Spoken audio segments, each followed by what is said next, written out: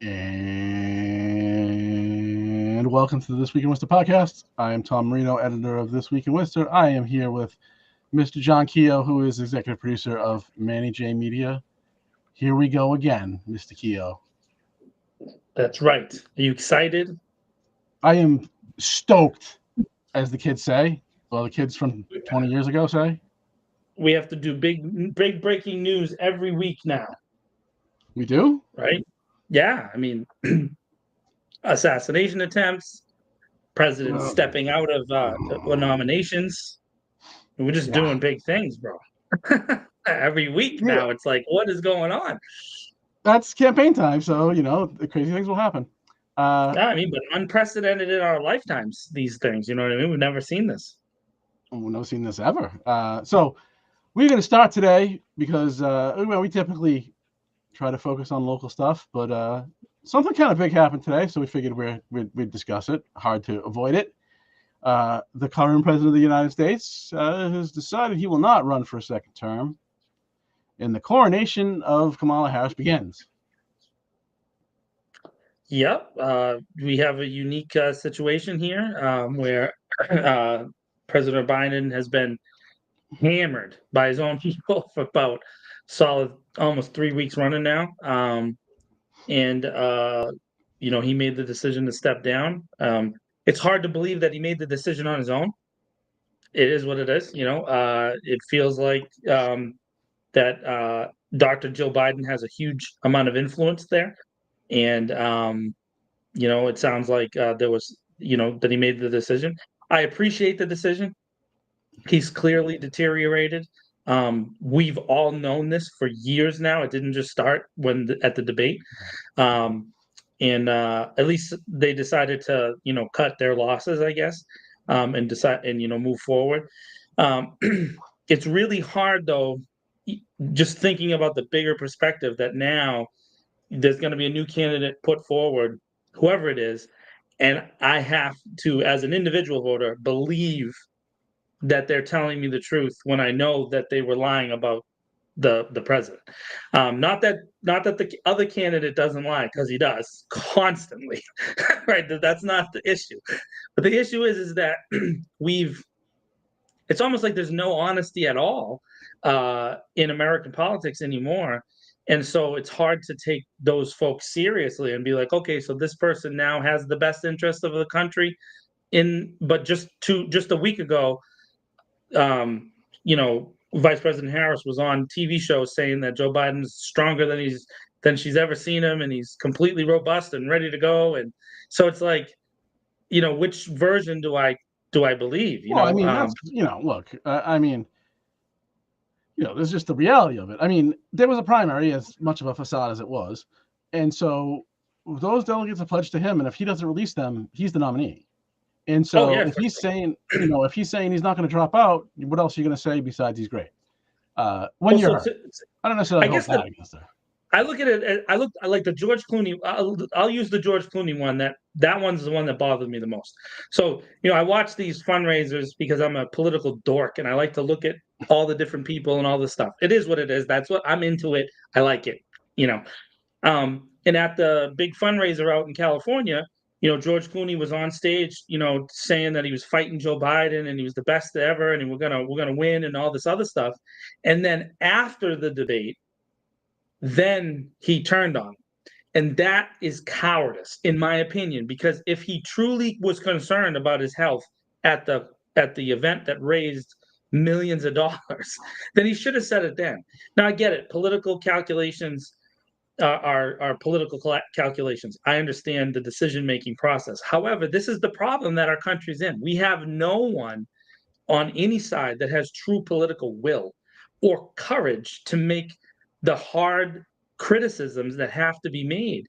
And I mean, we'll get into it as we're going through the show, but the same thing happens in our city.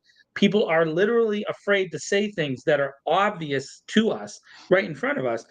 And we end up with candidates that don't represent American values. Now, I can't say that about Vice President Harris because she hasn't had an opportunity to present herself as a presidential candidate. So, you know, I want to give her the benefit of the doubt, the opportunity to speak to the people. And she did say today in her statement that her intention is to win the nomination. So I appreciate that she wants an open convention, but at the same time, what you're hearing on the news is that they're going to still do this virtual roll call.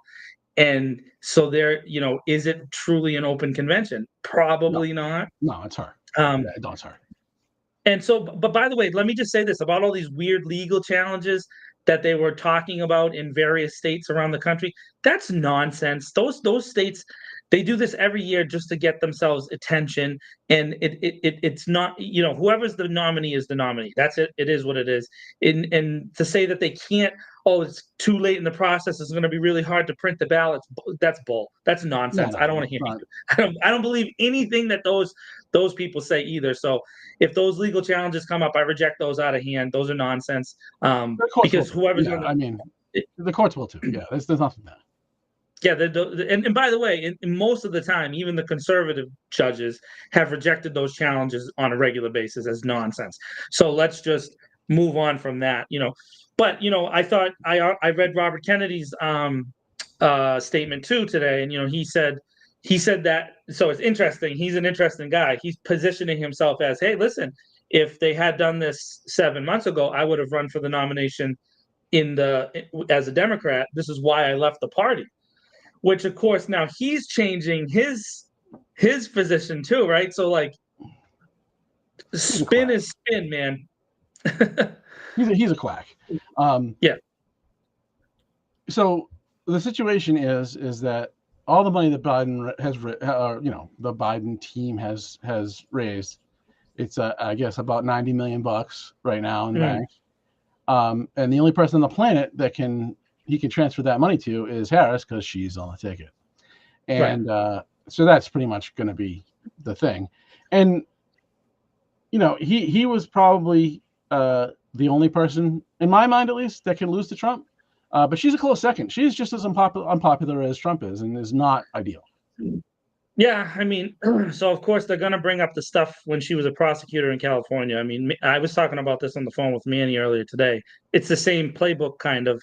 But again, I do want to give someone a chance. I mean, maybe there's a speech, maybe there's some policy that she could put forth that's different, that might change the opinions of the rest of the people in the country. But her negatives are very high, polling data wise. And you can kind of see already playing out on social media and in the news that the playbook is going to be, well, if you don't vote for her, then you're, you know, racist or you're against women. But the problem is that this is not a new candidate. This is a candidate that has existed at the national level for many, many years and has a voting record. And the voting record is not as clean as President Biden's is. President Biden has had a pretty consistent track record over the years, things that you can point to and say, all right, he's always voted this way or he's always voted that way. He wasn't a maverick like John McCain, right? So John McCain sometimes would do a vote and completely throw off the entire government because that's how he was. But Vice President Harris doesn't have that same consistent track record. So there's inter-party criticism that's been thrown at her on national news places that are going to go into all these ad campaigns. And people, for some reason, that's what they listen to. They see these ads on the news and they go, oh, I'm going to vote against that person or I'm going to vote for that person based on some clip from the news. So and then the policy differences here. The thing is that I actually think there's other reasons why the Democratic ticket have been really, really down. And a big thing is the Palestine-Israel conflict and the Biden administration's just insistence on supporting Israel, even in the face of some really difficult, very difficult circumstances.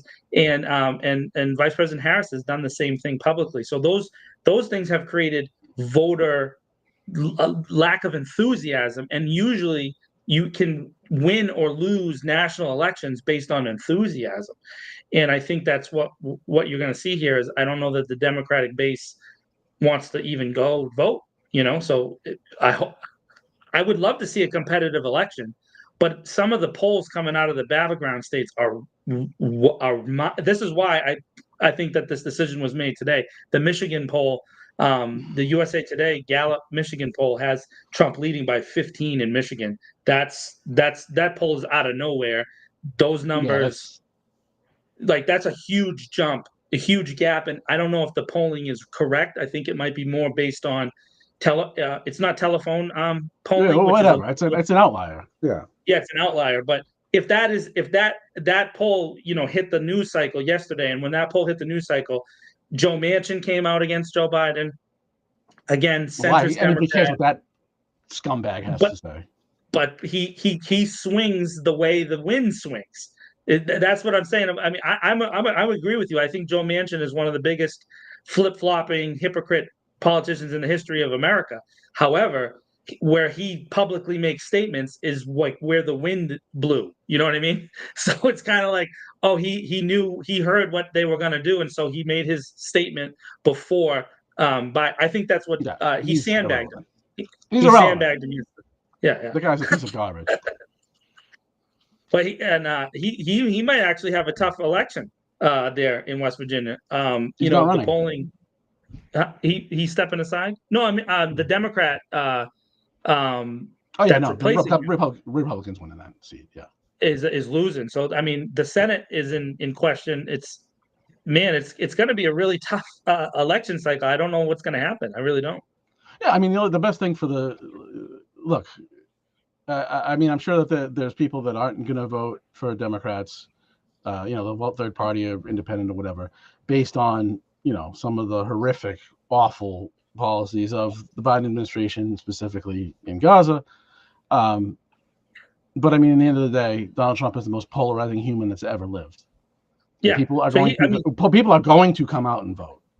yeah. So I mean, he himself drives up voting turnout by himself, and he has negatives like there's only one other candidate that's ever had the same level of negatives as him, and that was Hillary Clinton, who he beat in 2016. But he's actually managed to increase those negatives in the meantime, which is really Yeah. hard to do. And he has the as far as the polling data, you look at the polling data, he's polarizing. It's very, very few people that have no opinion about him. Right. They either, it's either I really don't like him, I don't like him, I really like him, or I really, really like him. There's this weird thing in the middle. There's no neutrality in that person, and so usually that's what is the group that swings elections is that middle group that doesn't have an opinion. But I feel like almost everybody's mind is already Yeah. made up. Everybody. So now Yeah. it comes down It's to turn out an enthusiasm. yeah. And I don't know. People tell me I'm crazy, but I mean, I don't really think he can win. I think there's just too much hatred for the man. I mean, so generally speaking, polling is an inexact science. It is. It's not a. It's but the polling data is really, if you're a Democrat, you should be worried. That this could. I'm not. By the way, there's no such thing as a wave anymore, because there's too many gerrymandered districts for that to happen. So there's too many permanently blue seats and permanently red seats all around the country for there ever to be like a true wave election. But the problem is in the battleground states, the Senate, I look at the Senate polling, and the Senate polling is showing Republicans winning by wide margins. And that kind of indicates a drag or a tail, related to the national election. And so, if Pennsylvania or Wisconsin or Nevada flips, now you have you have a dramatic change in what just happened 4 years Right. ago. So Yeah. it's I not that mean, far. it's interestingly, like a lot of, in the House, a lot of reps were polling, Democrats were polling 15 points ahead of Biden. That's how bad it. I mean, that's how bad it was. And it's So very rare. Yeah. yeah. So I mean, now there'll be somebody alive at the head of the ticket. It can't hurt. But we're going to end up with again the next. It's very Worcester. Just take the next person up. Next person in line. It is very Worcester. It is very Worcester. I mean, so you and I think we talked about this before we started doing the lives, but if you go back, I thought at the time before they had the primary that if Biden had stepped aside, that Gavin Newsom was probably the best national candidate that they had. And you just switched. What happened? You just went from one side. had a little mishap. That's okay. We're So back. Gavin Newsom was probably the better national candidate, and Yep. had at least organization wise, and he was positioning himself against DeSantis in Florida, because at that time it seemed like DeSantis was like legitimately challenging Trump. Obviously, we saw that kind of got changed, and we ended up with the same two people. And so, maybe some of the people that answered those polls, they didn't want either person to run, will turn out to vote for Vice President Harris. I think it's important. I mean, this is an interesting thing. She, obviously, if the nomination goes the way, well, I think it's gonna go, which you never know. It could like flip both ways. But if she would be the first African American woman to, be the nominee of a major party, that's an achievement, in and of itself, and maybe that'll lead to some motivated voters. I don't know. I can't tell, because every single day it seems like a massive story like flips the whole thing, so I just don't know. I mean, what's going to happen tomorrow? Like, is Trump going to get arrested for something again? I don't know. I don't Yeah. like, I have no idea what's going to happen from day to day, because every day the news cycle is hit with this massive stuff. And so it's really hard, it's really hard to see what's going to happen. It's hard to predict. It used to be easier to predict than it is. Hey Wanda. Hi Wanda. Wanda said the whole election. You're frozen on my screen, though. That could have been a me thing. So, that could have been because I had a little mishap there. But you are frozen on my screen. Yeah, I mean, in my mind, Newsom and Whitmer is the ticket to run, and they roll. But that's not going to happen, largely because of the money. Because I mean, they'd have to start at literally $0. Yeah, and then plus, then they can't transfer that money. The brokered, that doesn't the money have to be returned? I'm not sure about the law there. I don't know what would happen. No. They could give it to the DNC, but the DNC can only is under the same limits. What they probably do is, I mean, this won't happen, but what they probably do is form a super PAC and just advertise the crap out of it with that money. Yeah, but can they do it in time for this election? I don't know what the although, so to me, Citizens United really changed the restrictions here. So maybe they could just roll it over into a, like you said, into a super PAC. Cannot. Yeah, they can roll into a super PAC. Yeah, they can roll it into a super PAC. They can't use it right to a new candidate, right? So right. It wasn't donated to them. But by the way, if you look at the numbers, though, overall, as far as fundraising, all the money is unbelievable. It's insanity. The amount of money that it'll be another $1 billion election. That makes sense. I mean, Trump's been having $50 million days. It's just mind-boggling. Those shoes, those. I'm sorry. It's just it blows my mind. Who would buy a pair of shoes like that? I don't understand. I don't get it. I don't understand. Have you seen the shoes with the fight shoes? No. I'm sorry. That's probably not funny. So. I mean, I don't even want to really go into depth about it, but anybody that watched any part of the RNC convention, my God, like, who watched it? Just I watched the clown show at every level. It's really hard to so, like, as a person who's done like events, like I've organized events, obviously we did stuff with Manny, and I've done stuff for my church, and then of course I do stuff for other things, like, so I've done a lot of events in my life. I don't understand the flow of that event. Conventions are weird events anyways, but I don't understand why so many people have to make so many speeches, and what's the point of those speeches, right? Like, it was just it's just weird how it goes, but it's a strange event. Kid Rock is there. That's weird. He's weird. Trump's calling him Bob Ritchie, which is another weird shot at him. Because just strange things. Hulk Hogan is there, which is like another, like, what are we doing? Like, Hogan wasn't even off the stage yet, and there was videos on Twitter of Hogan talking all kinds of trash about Trump from years ago. So Yeah, oh yeah, I have zero doubt he was paid to do that. That was yeah, of course it was. absolutely 100% he was paid. You know, what's his name? Terry. I forget his last name, but Terry does not come out of the house in the Hulkster outfit to for free. So he was Yeah, paid, and then what's his name? I think Dana White probably did it for free because Dana White has been a Trump guy his whole career, but like the speech didn't even mean anything. Like I don't understand the speech. And so anyways, but watching Trump's speech, yeah, I've seen so many of his speeches at this point that they're kind of the same, like play the hits, it's like the same stuff yeah, over and over again. yeah, In this particular speech, he did do something I haven't seen him do before, which is he was kind of like sad. It was weird. It was how he was sad because remember when he lost the election last time, he was angry. He didn't ever express sadness, and in this he expressed sadness in relation to the assassination attempt, and so that was different. I would say that. But as far as this idea, his version of being like a peaceful unifier is very different than what I consider those words to yeah, mean. yeah. Um, Well, so and the reality of that is they rewrote the whole thing because it was probably written for months, oh and then yeah, they they rewrote the whole definitely thing, got that. Yeah, and they did this media all day about how it was going to be a different type of speech. It's going to be a unity speech, and then every time he went off, he doesn't know how not to be an a-hole. So every time he yeah, went off script, which he does frequently, he just yeah. reverts to being an a-hole. Yeah, so it was that kind of the same. Like I said, he played the hits. He played Yeah. the same stuff that.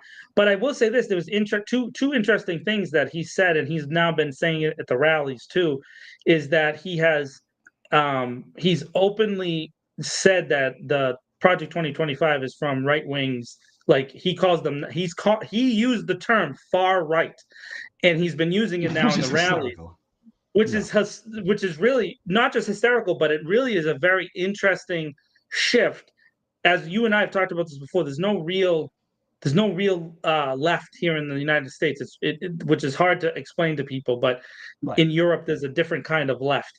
But he's shifting to that center, that weird center right position, and he's trying. And he definitely softened. If you read the platform, it's a very short platform, shortest platform I've ever seen. So he did say that it's very, very short. He did shift the narrative on abortion.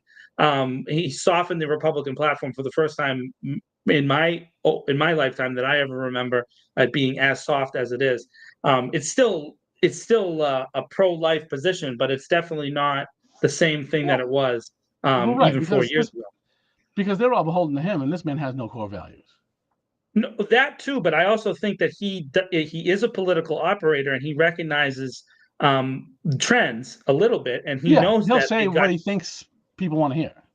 they got killed on the people that was a driving factor and Yep. enthusiasm for the Democratic side, and so he can't. I mean, what women, particularly white women in with college degrees, shifted 6% from him in 2016 to Joe Biden in 2020.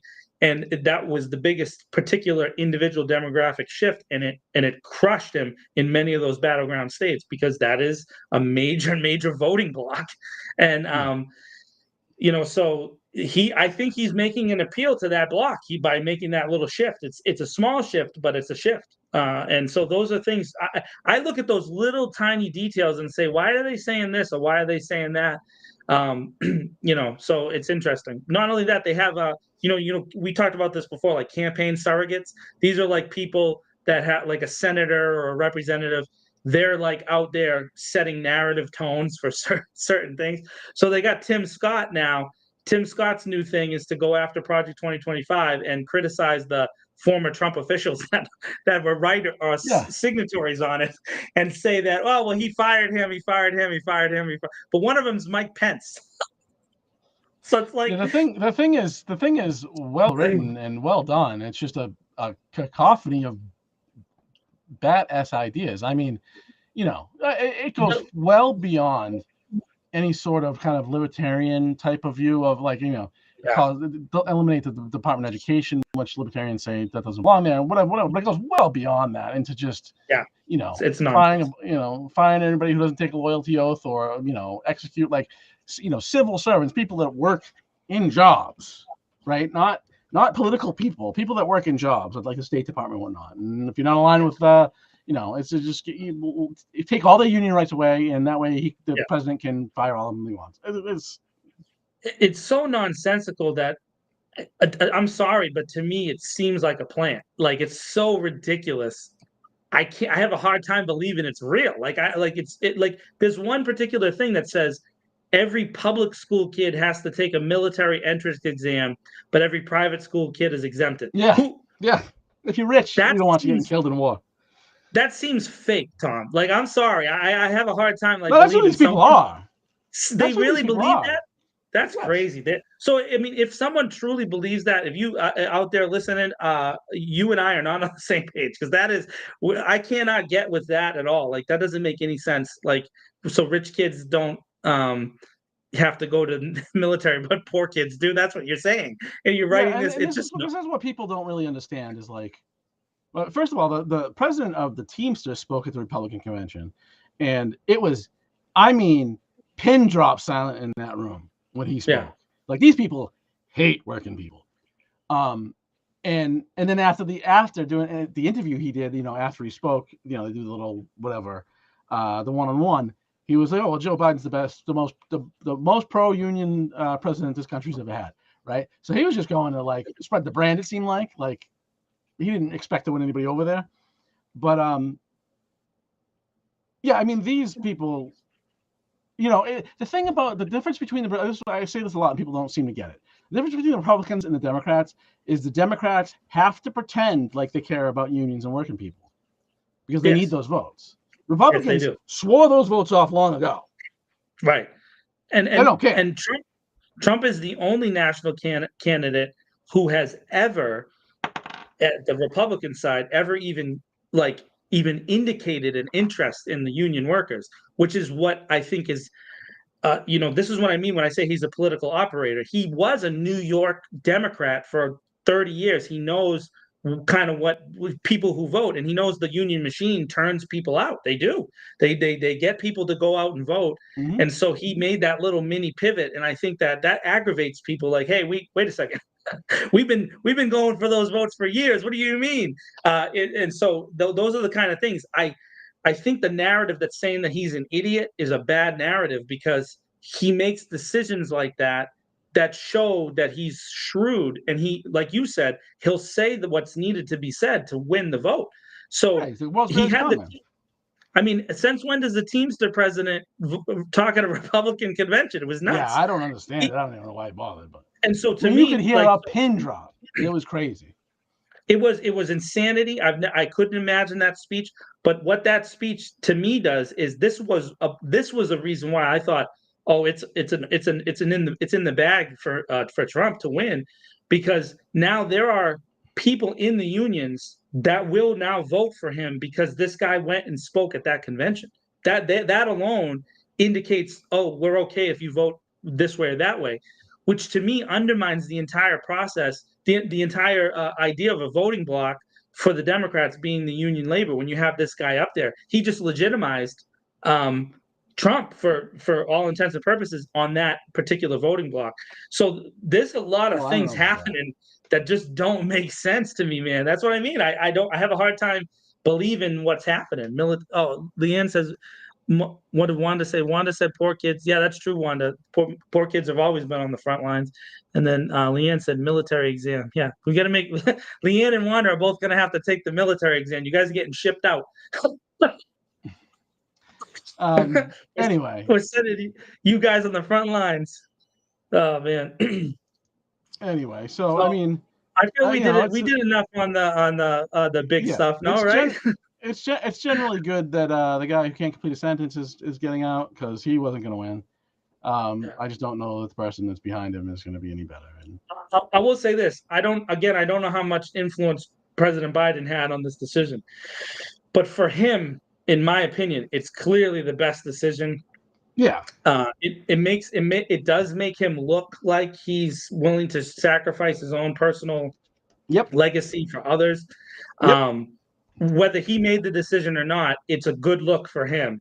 But man, did they put him in a bad position? They shouldn't have forced him through. They should have just admitted he was sick, And to be honest with you, maybe they should have used the 25th Amendment earlier and made her or he should have stepped down or something. There should have been a different process earlier on, because the way that the people around him treated him is very, very poor. And I disagree with a lot of things that President Biden says, but the people around him, he deserved to be treated better. Just my opinion. Yeah, I mean, obviously it took, I think once, the leader of the Senate and the leader in the House and Pelosi all talked to him personally and were like, "You're cooked." I think that's kind of was the end in his mind. I mean, he lost when the whole Pelosi party. said it, I was like, wow. Like Yeah. once she pulled it, because her fundraising machine is one of the biggest in the world, not just the country, but the world. She is she even to this day, all the progressives who voted against her for Speaker of the House 2 years ago and 4 years ago, they go to her to raise funds for their races because she delivers the money on a regular basis. She's Yeah. a blockbuster fundraiser. Facts. All right. Moving on to Worcester stuff. Just real quickly, I did a piece this week on a report about digital equity in the city, and shocking no one, the primary obstacle is cost. It is. First of all, great article. Thanks. We've talked a lot about the cable stuff and the internet, but I had put a post up about a week ago about Comcast, and I mean not Comcast, Spectrum increasing their prices again without informing the city. Another contract violation. Anyways, no worries. That is the number one thing, is that they are increasing costs exorbitantly, and then at the same time, one of the things that your article touched on is that the ACP, which is the Affordable Connectivity Program that was established during COVID, and then actually it's an older program that was rolled into some of the things that were passed during ARPA.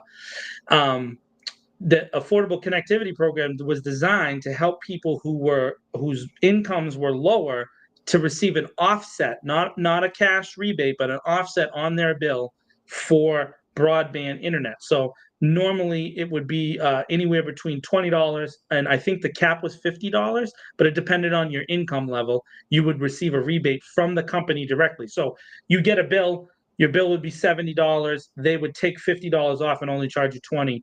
That program is going away. The funding has completely dried up. It's already over. Yeah. Well, one interesting thing, kind of anecdotally from the report, prices for Charter Spectrum and Verizon FiOS exactly the same, very predictable. They are not going to get into a price war with each other. That's not going to happen. No. There's a bunch of recommendations here as well about, specifically number 4, which says the fourth recommendation: consider creating a modest grant program to fill the gaps left by the discontinuation of the ACP and leverage upcoming state and federal funding opportunities. So what this is, they're calling for the same old solution. Let's have a means-tested program in which people that are $3 over the limit will get left behind, and pretend that it's cheaper to do the compliance and administration of these programs because only certain people will get them. It's the dumbest thing. It doesn't change the cost structures in any way. It just shifts them around on paper, and it's an illusion. It's a complete illusion. And then some people benefit, but some people, but it's very, like you said, it's limited.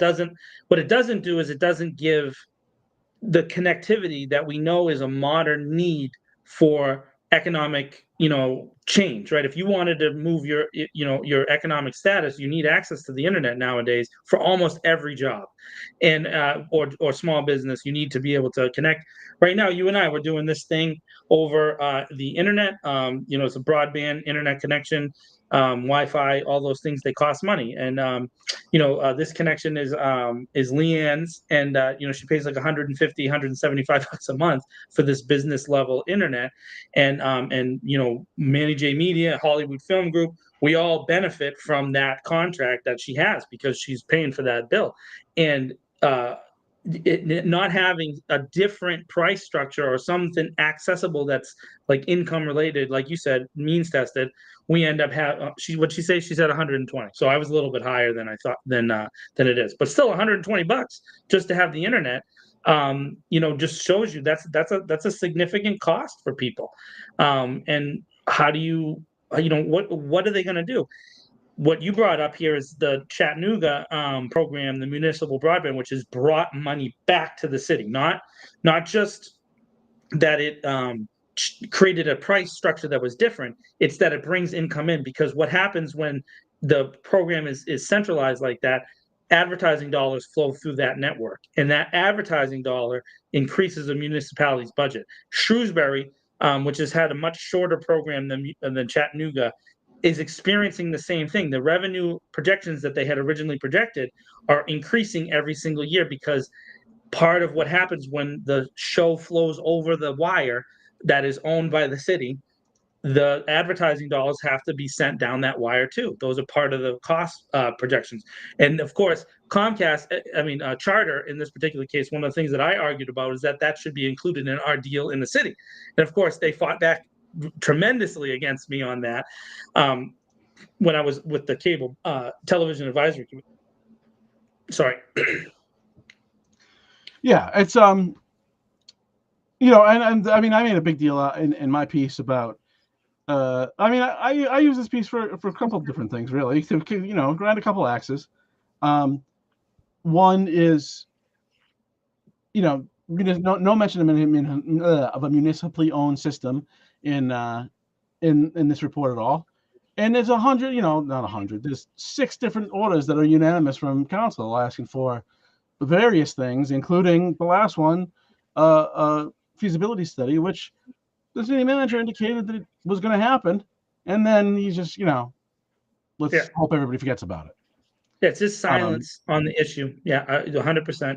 And that, and then of course, then you hear the arguments trickling out, arguments that you've made yourself, that there's not enough staff in the legal department, there's not enough people in the city manager's office to do this kind of studies.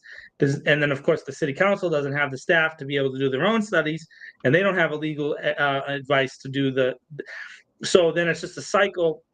And then people hope that city councilors that may or may not be related to these issues, they hope that people are going to forget by the time the election runs around next year, and that votes will just be the same. And to be honest, to criticize the electorate of the city of Worcester, that's kind of how it's been for my whole life. Probably Wanda's whole life too, right? Is that the Worcester city politics has been the same general voting block, and it's kind of voted the same way, and there's really never been a lot of accountability. In some district races there have been, so I have to say that has happened in certain district races, but it hasn't always happened, right? And that's the upheaval. I mean, Attell is probably the best example in District 5. There was a lot of folks in District 5 that were kind of tired of the series of District 5 councils that had existed in the past, and she brought together kind of a new coalition, one that has withstood now a couple of election cycles. And so that's a different. You don't always see that in Worcester, that anybody new creates a new coalition in the city. So I'm hoping that some of the people that have commented on my posts will follow through in holding the city councilors accountable next year, and then via that hold the city manager accountable, because he shouldn't sign this contract. And what you said is really important. They should not just visit municipal broadband. They already have the facilities. It's an issue of getting a financial partner, and I'm pretty sure that there's some company or some rich person who would love to get involved with a Worcester-based municipal broadband. Just to point out one thing, Greater Media, which was absorbed into Charter Spectrum, was a family business. In fact, it's a family business by a very famous family here in the state of Massachusetts, the Grausbecks, right? So Irv Grausbeck, who is Wick Grausbeck, the primary face of the Boston Celtics ownership group, was the Greater Media guy. He sold that company to Charter Spectrum which was at the time Charter and is now Charter Spectrum, right? But he grew it from a very small municipal operation into this massive countywide thing that then became absorbed into a national network. So it's been done in this area and turned into a multi-billion-dollar fortune in our lifetimes. So it's not impossible that this could be achieved if there was political courage. And that's what it really needs to be, is political courage. Well, no, I don't think it is political coverage. I think it's a question of priorities. And like, Yeah. I think that there's a belief that, corporate America is still going to save us, and they're not. No, they don't care. These people want to kill us all. So Straight up. You and I, when we're preparing for the show, one of the things that I'm involved in is the Massachusetts Broadband Coalition, which is a group of people like me who were volunteers in municipalities around the state, who are pushing for a more open broadband network in Massachusetts and beyond, right? And there's a program called the BEAD program. I'm not going to go crazy explaining it, but basically the BEAD program is money that was designed to go to cities and towns in Massachusetts and around the country, but to pay for working out municipal broadband networks, because there is a federal goal of increasing broadband connectivity and speed around the United States, and there's some federal dollars that have been invested in those programs. And so a lot of those though are about connecting places that aren't connected. That's correct. And what happens when those places get connected, though, is it increases overall network speed. So a lot of the lags that you see don't happen as often. The problem is you have three companies competing with each other, even though they don't compete inside towns and cities. They do compete with all these abutting networks, and they don't want the same speed to go across those networks. And so, because like you said, they're not going to get into a price war, because if all of a sudden, for example, Holden was a gigabyte faster than Worcester, the money's going to flow to Holden, digitally speaking, right? Because you're going to, all the new advanced Wi-Fi systems, all those things are going to go that way. And so then that money's going to flow out to Verizon, and then Spectrum's going to be like, oh no, we're losing our money. So then they're going to have to go back and forth. They don't want to spend. We're talking billions and billions of dollars in infrastructure improvements. That, by the way, would probably lead to crazy profits, but they don't want to do those. They don't want to spend the billions to build out. Right. And I mean, it'd be very expensive to build out, but Chattanooga did it. I mean, they did it 10 years ago. I forget what they spent now. It was a big number. The company, which is a nonprofit, they started a company to run it. It has lost. That company loses money, but in their 10-year review, they said that the by doing this, they've enabled $2 billion in growth to happen in the city, and it also employs over 9,000 people. That's right. And those aren't all customer service people either. There's technical people in there. There's a whole range of people in there, jobs at all kinds of levels. Not just service jobs and pay minimum wage. And of course, Chattanooga is a very similar sized city to Worcester, 180,000. It's a little bit smaller than we are. And so it's not that dissimilar. We have about 210, 220,000, depending on which, census estimate you agree with. And so we're not far away. And Chattanooga is also similar to us in topography, right? There's a bunch of hills and a bunch of valleys and stuff in Chattanooga. And so there is a legitimate comparison between that city and ours, and that's why it's been made many times. I know the city manager has pushed back on that, but some of the stuff that he said in his interviews on various programs was not correct, because he wasn't reading the data that you actually could see there. And so the turnover, the $2.2 billion, it's not like they waited 10 years to get that profit. Those were almost instantaneously generated revenues that started coming in, and the city was able to reinvest and reinvest and reinvest and reinvest. So the number you just brought up, the 9,000 employees, remember they started at a smaller number, but because of the money coming in, they were able to add and add and add, which would be great for our city, because again, we don't really have a utility that's based here that would want to continuously reinvest. And a utility is often the place where you see blue collar workers go and have economic advantages that they didn't normally have, right? So you all of a sudden see a telephone lineman his salary jumps up because he's a necessary thing, and he's getting city dollars. There's union stuff. There's all kinds of stuff. And then, of course, the city becomes better off for it because you have a real middle class, which we don't have. It doesn't exist anymore. We have the poor, we get the rich, and then no one really is in the middle anymore. And that leads to a transitory city. The city's constantly turning over, and we're not having any permanence with the new people. They're just coming in and going out, coming in and going out. Yeah, and just for the record, they're in my piece on this, which you can find on thisweekinworcester.com right now. There are 6 orders starting from December 7th, 2021 up until May 9th, 2023. None of them have been fulfilled. So you elect people to pass orders that the city manager can ignore, just so you know. By the way, Jenny Pasio put in an order actually this year. There was an 11-0 vote for him to look at the contract for Comcast. For Charter. I keep doing that. Charter. And to report back to the city council on a regular basis the state of negotiations. So far, there has yet to be a report back to the city council. Yep. And and also the city manager had established a ad hoc task force for municipal broadband, and it was brought to an end very, very quickly when he was done with that. Yeah, because people start questioning. Yeah. It is what it is. That thing was supposed to issue quarterly reports and never issued a single report. That's right. Yeah. So I did notice it's just dishonest. It's just I don't know. There's a being heard in the MO Municipal Operations Committee right now. I went last week to talk about some rules of city council, and then they don't want to necessarily limit speaking, but they don't want endless speaking on, and right. they're in a. I hope it will come out reasonable. I think it might, based on my conversations with the members of that committee. However, they may have a point. Why bother speaking? 99% of what they do, the city manager just ignores, and he can do that.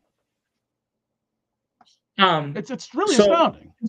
No, it is. It is very astounding. No, I'm with you on that. I think that the issue I guess I then have. I understand the city councilors probably feel powerless, but man, do they not really ever criticize this other than one person pretty regularly, openly criticizing in Christian King, regularly saying, "Hey, where's that report? Where's that report? Where's that report?" There are 2 other councilors who do question it on a regular basis, in Tu and Attell. So, those are 3 councilors. And then you do have some cherry-picked data reports that Mo and George bring up. But other than that, there's very few times that the city manager's delivery of information, whether it was Eric Batista or Ed Augustus or Mike O'Brien, has ever criticized on the floor of the city council because of this weird rule in Worcester where we just never can ever say anything bad. We can't be critical. We can't bring up things that are an issue. And they all kind of generally buy into it. And so you always have this small group of people who ask questions, and they're hammered by the local press, hammered by them, right? So Christian gets super criticized by people because of that. And that's not fair. And so then what are you supposed to, not only that, the other city councilors are trying to stop them from talking with these other orders that we see going on, right? So we see this other situation. So it's almost like there's a movement to silence the city councilors who are supposed to be the voice of the people. So even when we do elect people in and we send them in with the job of questioning things, you hear silence because they're afraid to lose their jobs, because they're either A, going to get hammered by the press, or B, they're not going to get any information back from the city manager anyways, because it's just a wall of silence. There's never any acknowledgement. Yeah. How say again? Who's doing the hammering? I don't. Oh, not you, Tom. Not you. Really, it's just Ray Mariano. He's the only one. He's the big hammer that is used. But the thing is that you can. I understand you can go like this, but for some reason, Ray has an outsized voice in the city of Worcester, and when his Well, because he's in the articles newspaper. Well, here's the reason: because he's in the newspaper, and the only people that get it are the people that vote, older people, right? okay, that makes a lot of Um, sense. But just so I don't know if you saw it recently, the TNG's numbers once again they now have less than 4,000 real subscribers, physical paper subscribers that are no, non-institution, yes, non-institutional and non like commercial subscribers. So you take out the gas stations, you take out Clark University, WPI, the church, da da da da. The number of these are paper, Tom, actual mailed yeah, newspapers yep. versus digital subscriptions. That's a different number. The number has dropped precipitously, and it's really even if you include digital subscriptions, their numbers. Remember, this used to be the leading newspaper in the region, like the Central Massachusetts region. Only 15 years ago, it was by far the biggest paper in the region, not even close. And now it is, it's a shadow of what it was. Shadow. Yeah, and there's still a couple of people over there doing good work. I don't Oh want no, to take and by anything the away way, from this them. isn't a criticism of the staff of the TNG. Right. That the subscription digital model for newspapers has wrecked many paper like actual physical paper things. That's Yeah, why and it's the refusal to adapt. And your model, which is not a non-subscription based model, is the only model that's showing any growth patterns in the country. Is this yeah, but not you can't make any money. well, it takes a long time to accumulate the. So listen, I mean, and me and Manny, that's what we've been doing with Manny J Media is building up. We do it through live video. You do it through written articles, and we're kind of combining all those forces to create momentum for a local Worcester independent media, a truly independent media, and you have. It takes a long time to build up those things. Right now we're making like $5 a month from Facebook, but again, it takes a long Woohoo! time to get those numbers Yeah, to go up. but nobody cares about our finances and how poor we are. That's true. That's true. That's true. Yeah, Well, that's so it's true. Leanne and Wonder are in there. They care. They care about the bills. I think they both left. Oh, did they both leave? Oh I think man. so. I just want to touch on this real quick. You'll probably see some reporting from me on this week. But the Board of Health, of course, is an executive board, which means the city manager can promote or can not nominate but appoint anybody he wants to it. And got word, they just Leanne's here. oh yeah, I don't know what that number is then. And then just informs the city council this has happened. And this week, former city councilor Michael Peroto was appointed to the Board of Health. He is an insurance company. One of the things he does is help businesses find health insurance in his defense. But so I figured just today, I just got around to it today because I didn't really think about it much at the time. I should have. But Mr. Peroto, during his time as city manager in 2001, not as city manager, pardon me, as a city councilor, he represented District 2 for 3 terms, and then it was 4 terms, and then 3 terms as an at-large councilor. But in 2001, brought an item to the city council because he thought that organizations that were receiving funding from the city should have to adopt the city's policy, led by Ray Mariano, of course, in the middle, not in the late stages of I think you call the AIDS epidemic, right? I mean, 2001, it's not over yet. Like, not that it's ever over, but people, the drugs now and the treatments now are fantastic. But this is when people were still dying rapidly of AIDS, and he wanted to make organizations that receive city funding adopt the city's policy of not doing needle exchange programs. So they wanted to kill people, is what they wanted. Mariano, that's not surprising. He pretty much takes the most awful position on just about every issue. But this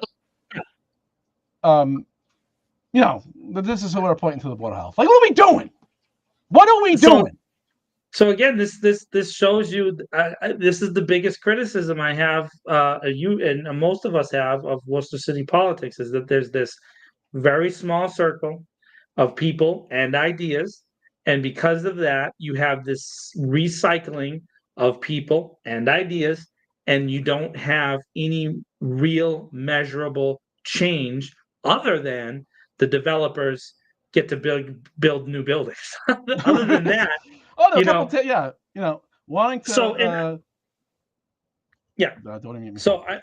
I mean, to me, that's like it's a huge issue because it's almost like this person disappeared for some time, right? And now pops back up with a paid position. Um, again, look at that board, look at the people on that board. You Board can of see Health a is lot of, paid? I don't think it is. I think the Board of Health is paid. Hmm. Okay. I'm pretty sure it is. I could be wrong, but I mean, again, why, does he have a background in health? Other than what you said, is he a doctor, or He's not. nurse? I mean, I don't think Um, anybody. I don't know who. I mean, Gary Rosen's on that board, and he's fighting like hell on all levels.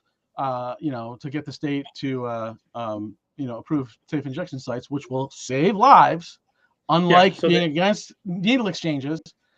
Um, So and Gary, no, I'm not criticizing. I'm just saying, why yeah, add this person? What does he bring to the board?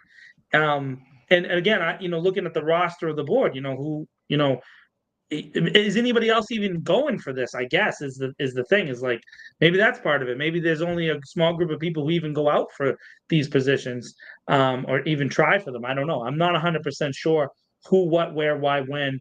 It's weird that it's the same group of people over and over again. To be honest, I've been asked a couple times recently to think about volunteering for other boards because I left the because you're cable treated so television. well the first time.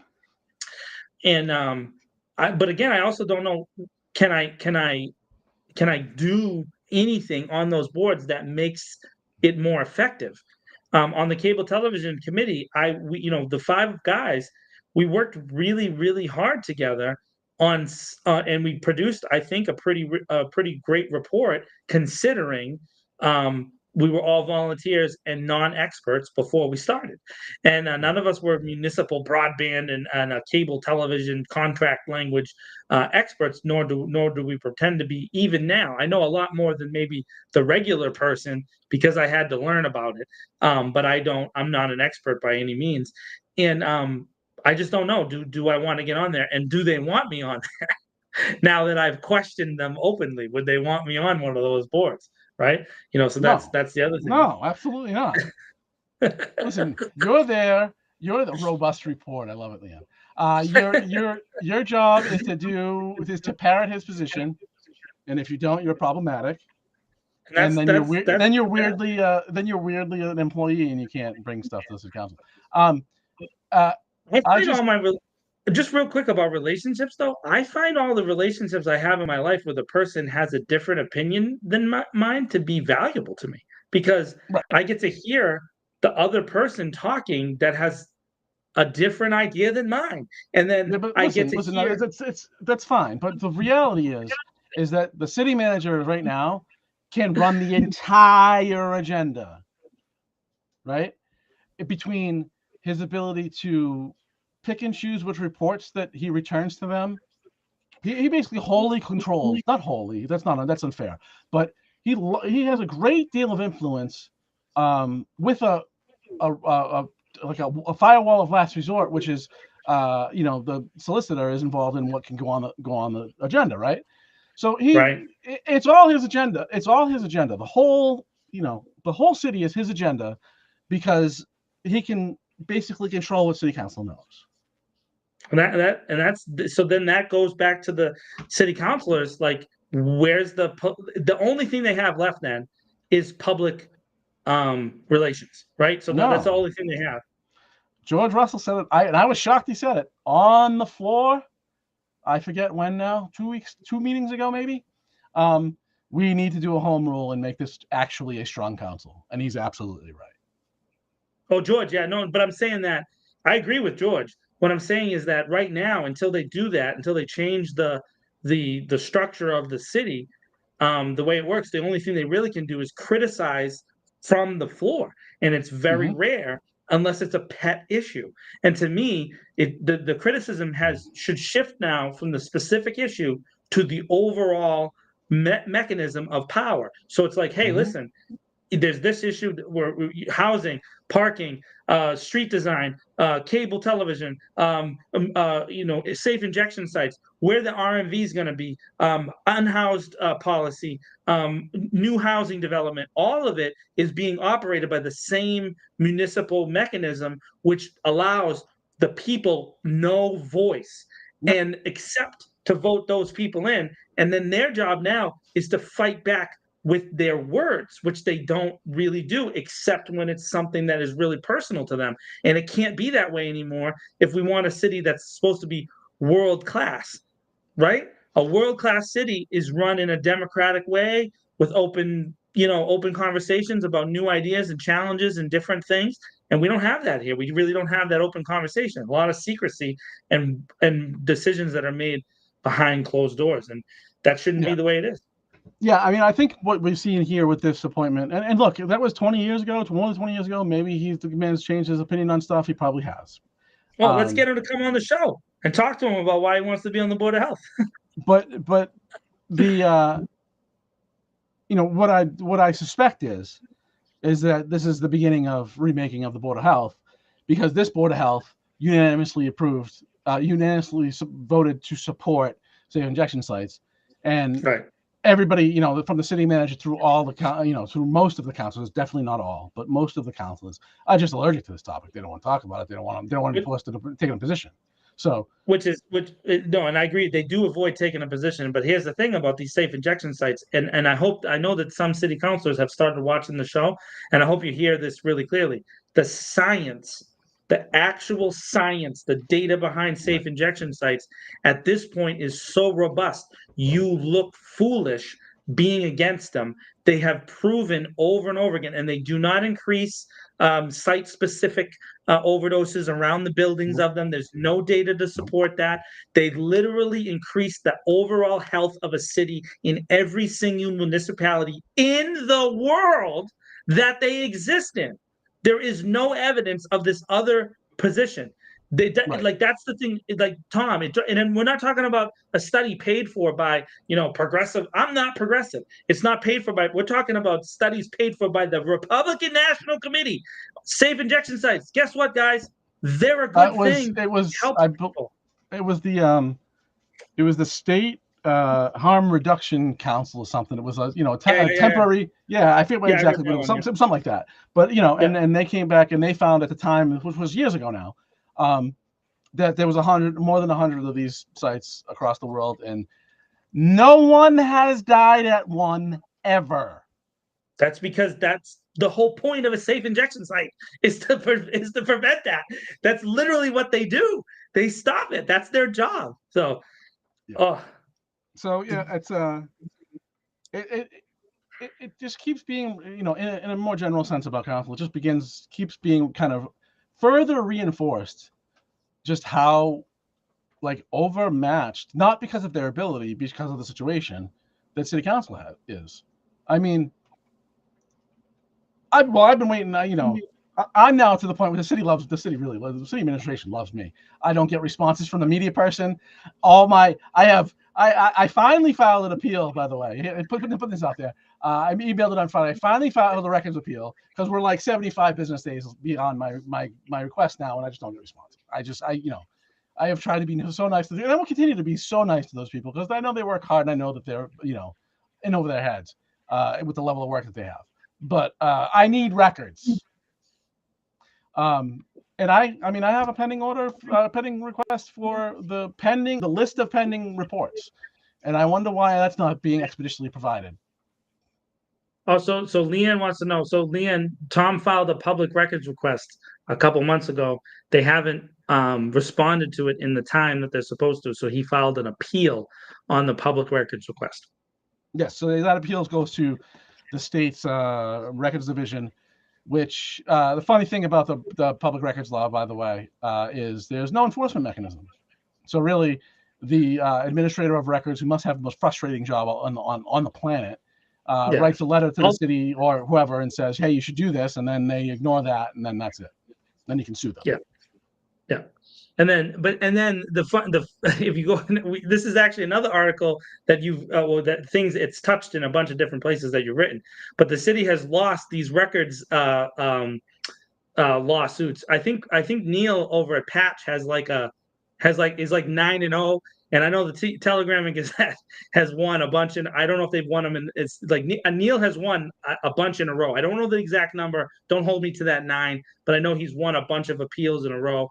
And then the Telegram and Gazette has won several where the city tried to, like you said, slow play getting it out, and they've been forced by judges to have to release the record. So it's happened. And I won one of those appeals myself related to the drone articles, and then of course in that release when I won the appeal, it had the record of the second drone, which was the big reason I ended up writing the article, was because not only did I find out how much the drone really cost, but I found out that they bought two when they said they were going to buy one, and the invoice was right there. I had a source saying it, but one of the things, for those of you who are watching, Tom and I try to practice ethical journalism. So you may have a source, a person saying something, but you often need to get paperwork to back that up before you can actually report it.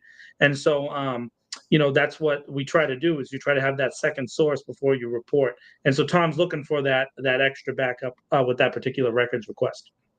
Yeah, I mean, I guess that's maybe something people don't quite get. Like, sources are great because they can put you on stuff, but you still got to find it.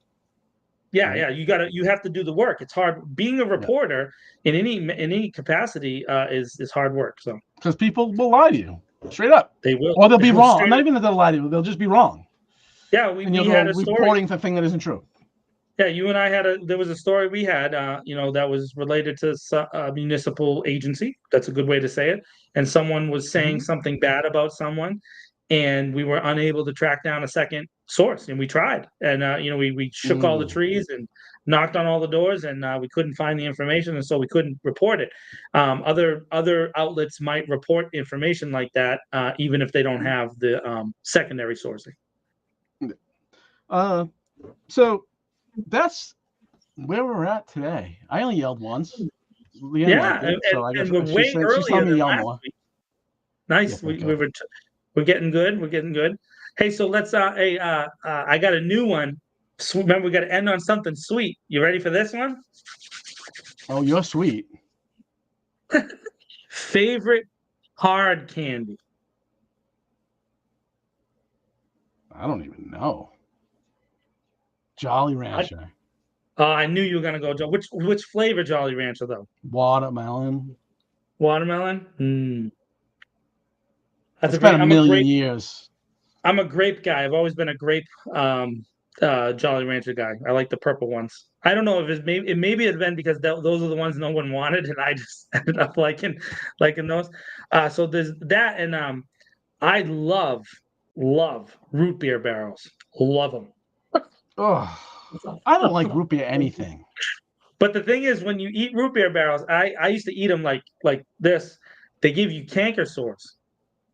So you get dry mouth from them. They're so like just bad.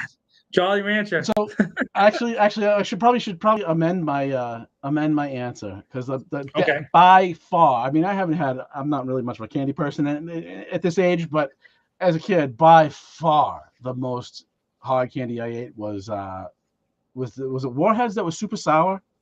Ooh, sour Warheads. Yeah. Was that what they were? Yeah, I think that's what they were. I ate a billion of till my mouth was. I remember because you said your mouth breaks out, your mouth gets sore. Like you could. Oh my god! Like razor blades inside your mouth if you eat too many of those. It's the worst. Yeah, I used to get those little like 15-cent bags of those things at like the old penny candy stores, and I would just slam them because I thought they were so good. And I love root beer even to this day, but for some reason the root beer barrel flavor is I don't know what it is. I like it. Other people hate it. But I like it. I don't know. It is what it is. Yeah. All right, Tommy, not a bad show. Pretty breezy show today.